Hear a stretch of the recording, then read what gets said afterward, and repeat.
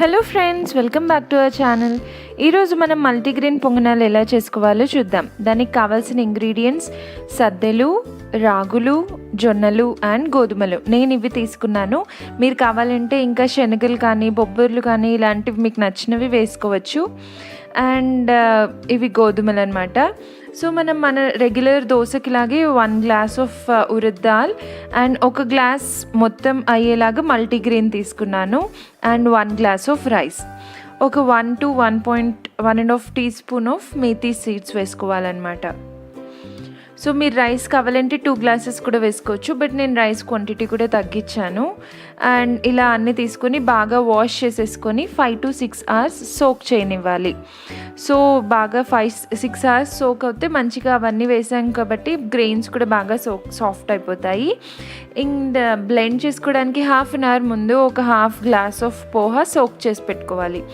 Then ఇవన్నీ మనం mixie చేసేసుకోవాలి. మంచి స్మూత్ పేస్ట్ అయ్యేలాగా మిక్సీ చేసేసుకోవాలి. ఇదిగోండి, కొంచెం థిక్గానే ఉంచాలి. ఎందుకు అంటే పొంగనాలకి బ్యాటర్ ఎంత థిక్గా ఉంటే బాగా వస్తాయన్నమాట. సో మనం థిక్గా బ్యాటర్ చేసేసుకొని హోల్ నైట్ ఫర్మెంటేషన్ కోసం మంచి వార్మ్ ప్లేస్లో ఉంచేద్దాం. అయిపోయింది. మార్నింగ్కి మంచిగా ఫర్మెంట్ అయిపోయి రెడీ అయింది పొంగనాలు వేసుకోవడానికి. సో దీన్ని ఒక చిన్న బౌల్లోకి తీసుకొని అందులోకి పొంగనాల్లోకి ఇలా క్యారెట్ ఇవన్నీ వేసుకుంటే బాగుంటుంది. సో నేను వచ్చేసి క్యారెట్స్, ఆనియన్స్, చిల్లీస్ అండ్ కొద్దిగా టర్మరిక్, పసుపు కూడా వేసాను. సో దట్ కలర్ కూడా బాగుంటుంది. And also turmeric is good for health. And కొద్దిగా సాల్ట్.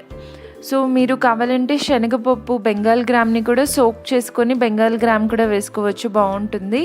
అండ్ జీరా కూడా వేసుకోవచ్చు.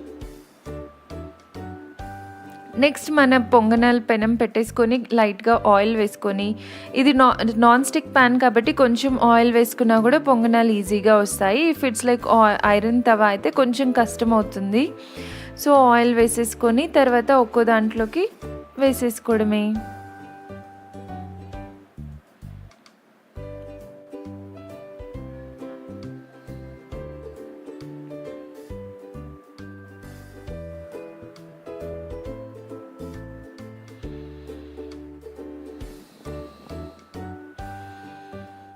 మీకు ఒకవేళ క్రిస్పీగా కావాలి అంటే పొంగనాలు చాలా పల్చగా వేసుకోండి, క్రిస్పీగా వస్తాయి.